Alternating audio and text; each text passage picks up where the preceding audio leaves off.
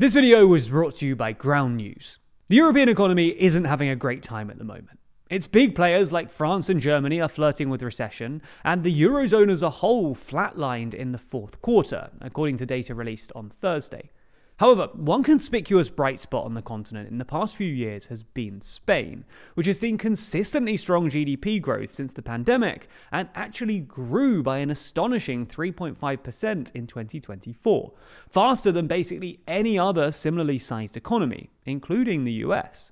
So in this video, we're going to take a look at Spain's recent economic boom and what's driving it. And as a hint, we think it's got something to do with energy.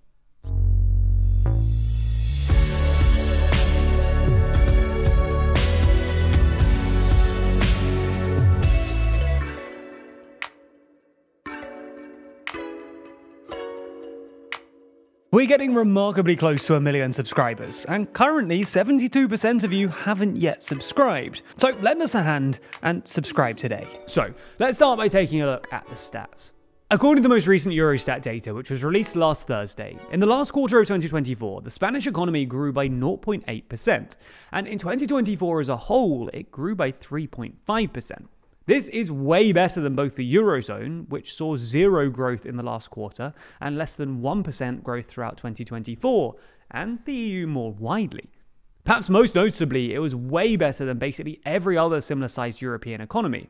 While Lithuania pipped Spain to the top spot, France, Germany, and Italy all fared worse. Germany's GDP actually shrank by 0.2% in 2024, while France and Italy both saw less than 1% growth. Spain even beat the US, which has been leading the G7 on most economic metrics for the past few years, and grew by 2.8% in the last year. What makes these numbers even more impressive is the fact that they were achieved by Spain while it was recovering from the devastating flash floods that hit in October, which the central bank estimates cut 0.2 percentage points off Spain's overall GDP.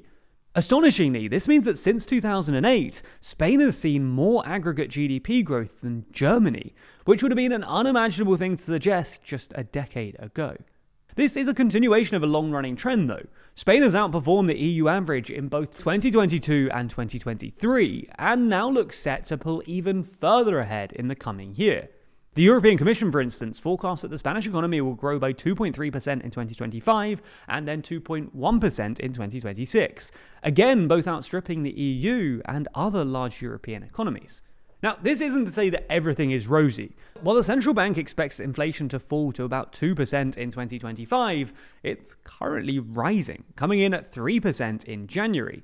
And some of these impressive GDP figures are in part due to the fact that Spain has seen a higher rate of immigration than most other European countries. Once you account for this by looking at GDP per capita, things still look good, but perhaps not quite as good. Spain's GDP per capita growth was roughly 2%, which is above the European average, but below the US, where GDP per capita grew by about 2.3%. Increased immigration, combined with an uptick in tourism, has also put more pressure on Spain's housing market, which is especially acute in the rental sector. Rents have risen by about 80% in the past decade, and the median tenant spends about 40% of their income on housing, compared to the EU average of just 27%. This has become a hot topic in Spanish politics, with Prime Minister Pedro Sánchez introducing rent caps, promising to build more social housing, and even flirting with 100% taxes on property purchases by non-EU residents. Nonetheless, it's still true to say that the Spanish economy is outperforming its peers at the moment. After all, it's not like Spain's the only European country with a housing crisis. So why is this? Well, some of this is to do with the uptick in tourism that we just mentioned. Unlike Italy and the US, tourist flows have recovered since the pandemic, with a record 84 million people visiting Spain in 2023 alone, and tourism now accounts for an estimated 13% of GDP. This has also helped to boost Spain's services sector, which has been growing consistently for the past 18 months. But as we see it, there are two more structural reasons at play here. The first is energy.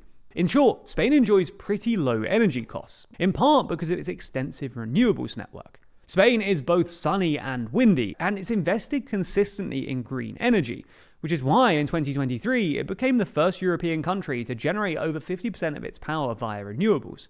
On top of this, Spain also has Europe's largest liquefied natural gas processing capacity, which has given it a real head start on countries like Germany, which have literally had to build out new LNG terminals to replace pipeline gas from Russia. This shows up most glaringly in electricity prices, which are more than 50% lower in Spain than countries like Germany, Italy, and the UK. Relatively cheap energy has also helped to keep inflation down, despite strong GDP growth, which would usually put an upwards pressure on prices. As you can hopefully see from this graph, inflation in Spain actually fell faster than the rest of Europe, falling below the ECB's 2% target in June 2023, roughly a year before everyone else did. On top of this, relatively cheap energy has also helped Spain's manufacturing sector fare better than, say, Italy or Germany's, where prohibitively high energy costs have triggered a manufacturing recession. Spain, on the other hand, has bucked the European trend, with industrial production increasing since the pandemic, and manufacturers reporting solid growth over the past few months. Anyway, as well as relatively cheap energy, the other thing apparently helping Spain is its recent labour market reforms. For context, after the Eurozone crisis, the more frugal Northern European countries argued that one of the reasons that more spendthrift Southern European countries were struggling to pay their debts was because their products weren't internationally competitive, in part because their workers, who often formed overpowered unions, were overpaid. To remedy this and increase competitiveness, these Northern European countries pushed Spain and other Southern European countries to make their labour markets more flexible and efficient, by doing stuff like weakening trade unions, reducing minimum wages, and making it easier to fire employees. Many Southern European countries have since carried out these reforms, and at least in some cases, they do seem to have worked, albeit maybe only a decade later. Now, Spain did some of this too, but in 2021, Pedro Sanchez's socialist government decided that things had gone too far and introduced a new progressive labour reform that actually gave more power to unions and pushed them to end precarious short-term contracts. These labour reforms have actually been a great success. Both the overall employment rate and youth employment rate, which has always been uncomfortably high by European standards, have fallen over the past few years or so, despite high levels of immigration. A tight labour market has given way to relatively strong wage growth, which in turn has fueled domestic demand and GDP growth. How the government reacts to this all going forward, and which policies they decide to pursue, will ultimately determine the trajectory of this issue, but it seems they're getting things right.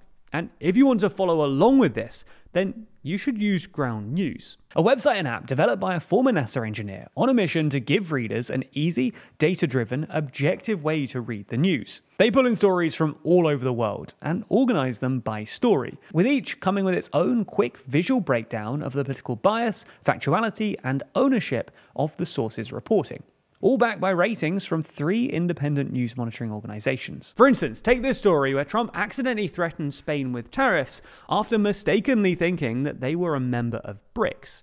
Right away, you can see that 102 outlets reported on it, with 44 of those sources leaning left and 26% leaning right, with outlets on the right much more likely to report on this seriously, while those on the left tended to go for Trump a bit harder, arguing that he made a pretty basic foreign policy blunder, which, anyway. One of my favorite features though is the My News bias. It's basically a fitness tracker, but for the news.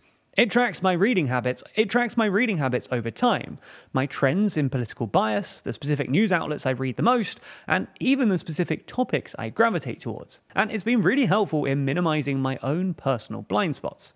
Now, as an independent news outlet, we're passionate about informing our viewers about bias and helping them to understand how it affects the media they consume. And Ground News is very effective at this, showing you just how each side of the political divide covers every story you read online. And best of all, Ground News are currently offering viewers 40% off Round's Vantage plan, which includes access to all of their amazing features, like their blind spot feed. This is their biggest discount of the year, so go to ground.news/TLDR, scan the QR code on screen, or use the link in the video description to subscribe today.